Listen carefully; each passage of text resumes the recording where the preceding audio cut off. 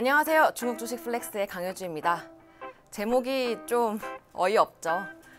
지난 한 주간 중국 반도체 산업을 둘러싸고 이것저것 이야기가 참 많았습니다. 일본이 생각보다 강도가 높은 반도체 장비 제재안을 내어놓지를 않나, 중국은 또 미국의 마이크론 제품을 못 사게 하겠다고 하지 않나 난리도 아니었죠. 각각의 사건의 영향력을 분석하다 보니까 뭐가 어찌되었든 우리 한국 투자자 입장에서는 미국과 중국이 아무리 싸워도 구매력이 제일 큰 중국이 자기네들이 필요해서 손을 내밀 수밖에 없는 기업이라면 그게 어떤 나라의 기업이든 간에 안전한 투자처이지 않을까라는 생각이 들어서 제목을 이렇게 지어봤습니다. 그래서 오늘은 중국 반도체 산업을 둘러싼 이슈들의 영향력을 짚어보고 중국 입장에서 ASML과 엔비디아를 해석해 보겠습니다.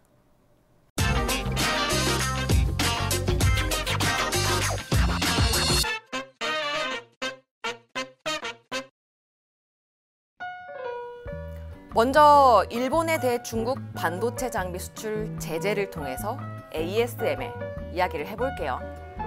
지난 23일에 일본 경제산업청이 중국의 반도체 장비 수출을 제재하는 구체적인 행정명령을 공포했습니다.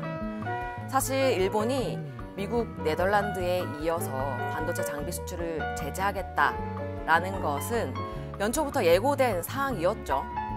그럼에도 불구하고 크게 이슈가 됐던 것은 첨단 기술에 국한될 것이라고 예상했던 것과 달리 수출 제재 목록에 레거시 공정에 필요한 노광 장비가 포함되어 버렸기 때문입니다.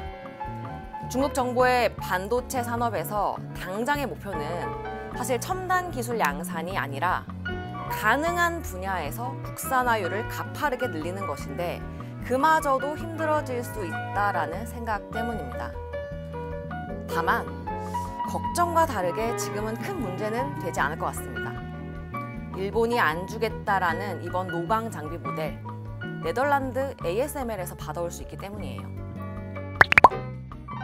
일본의 이번 제재 내용 중에 노광 장비 내용을 적어왔는데요.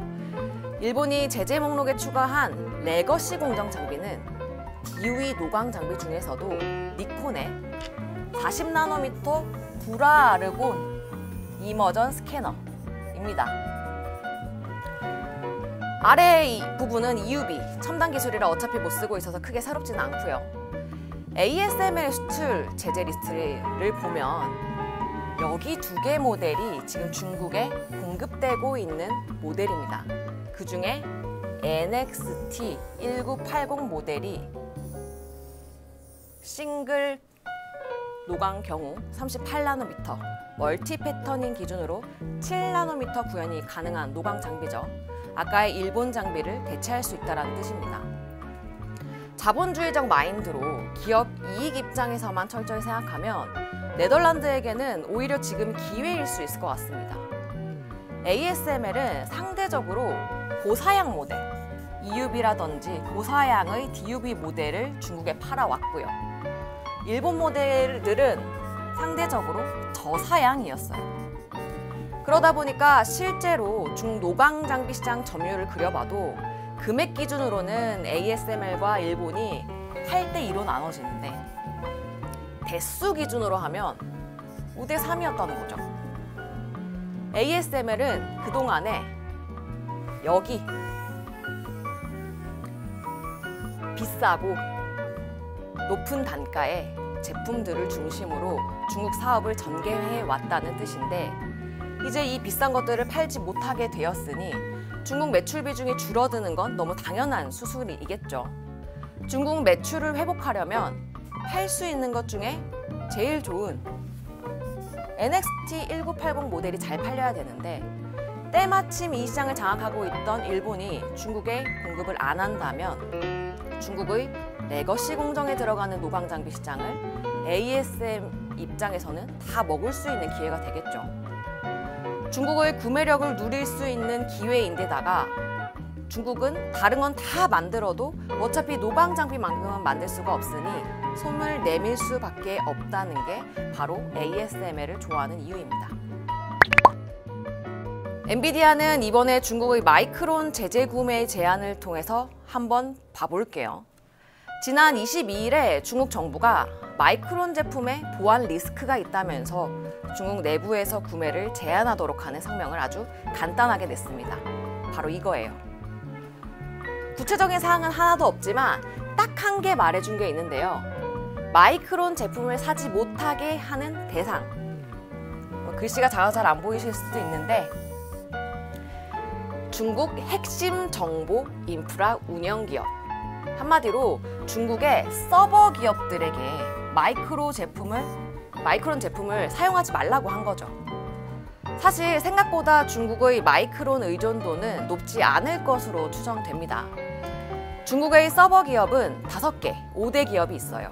화웨이, ZTE, 서곤, 인스퍼, 그리고 레노버. 네, 여기 표에서 보시는 거와 같이 레노버를 제외한 4개 기업은 이미 미국의 엔티티 리스트, 미국 기업과 거래하려면 정부의 허가를 받아야만 하는 기업 리스트에 등록이 되어 있는 상황입니다. 이게 무슨 말이냐? 중국 핵심 정보 인프라 운영 기업은 이미 마이크론을 비롯한 미국산 제품 사용 비중이 제한적일 수밖에 없다는 뜻이죠. 오히려 마이크론의 저사양 모델을 중국이 대체할 수 있는 구조가 될 수 있을 것 같고요. 고사양 부분은 한국의 수혜도 일정 부분 가능하다고 보고 있습니다. 중국이 이렇게 마이크론으로 반격에 나서면서 미국의 중국 매출 비중이 높은 여러 기업들이 다음 타겟으로 언급이 되고 있습니다. 그중에서 안전한 기업이 뭘까 생각해보면 바로 그게 엔비디아가 아닐까 생각하고 있습니다. 혹시 기억하시나요? 시진핑 3기 정부의 목표가 무엇이었는지? 복습하는 차원에서 다시 이야기를 살짝만 해보면 중국은 이미 2018년에 이 신형 인프라라는 단어를 처음 만들어 가면서까지 앞으로 나아가야 할 방향을 다 알려줬었어요. 그 중에 재생에너지, 전기차, 5G와 같은 것들은 이미 일정 부분 글로벌 영향력을 갖출 만큼 잘 했는데 아직 하나도 못한 게 있더라. 바로 이 부분. 이 중에서 선행되어야 될 부분이 부족한 데이터 센터를 지으면서 인프라 경기까지 개선시킬 수 있게 노력할 것 같다라는 것이 올해 제가 2023년 핵심 테마로 말씀드렸던 내용이었죠. 실제로 디지털 경제를 육성하겠다는 정부 의지가 드러나면서 데이터 건설에 필요한 통신드 주가가 제일 많이 날아가기도 했고요. 근데 여기서 앞으로 닥쳐올 가장 큰 문제, 데이터 건설 주기인데요. 데이터 센터를 건설하는 것까지는 어떻게 하겠는데 운영하려면 가장 필요한 AI 칩은 방법이 없다는 겁니다. 중국은 AI 칩의 90% 이상을 이 엔비디아로부터 받아오고 있고요. 이를 대체할 수 있는 기업이 있을까 고민해보면 먼저 중국이 할 수 있을까? 설계 기술은 조금 있긴 한데 장비를 받아올 수 없으니까 만들어낼 수가 없고요. 혹은 다른 기업들에게 받자니 엔비디아가 제일 잘 만들고, 심지어 엔비디아는 중국의 구매력을 인정하고 중국용 상품, H800과 같은 중국용 상품을 따로 만들어서 수출도 해주고 있습니다. 아까 말씀드렸던 시진핑 3기 중장기 목표를 달성하려면 엔비디아의 손을 내밀 수밖에 없다는 뜻입니다.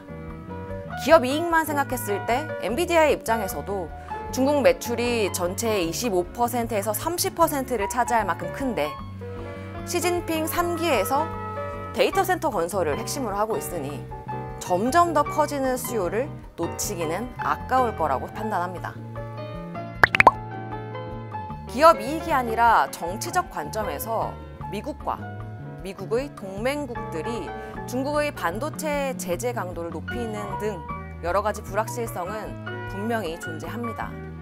그래도 전쟁을 할 게 아니라면 타국을 추가 제재하기 위해서는 외교적 명분 확보가 중요할 텐데요.